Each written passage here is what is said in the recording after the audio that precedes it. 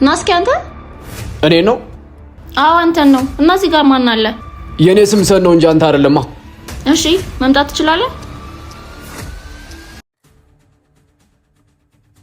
ኦኬ ግን የፈለገ ነበር የሚመጣው። እሺ ምን ነበር? በጣም ትመቸኛለህ፣ ነገር ግን ጉረኛ ነገር ነህ። አጠራረሽ ግን የጸብ ነው እንጂ የፍቅር አይመስልም።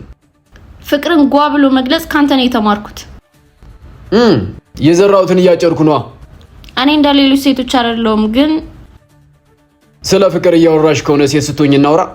እቴትዬ ልትጣላይ ነው። እሺ የረሳሽውና ያስታወስኩሽ እኮ እንደውም ልታመሰግኘኝ ይገባል።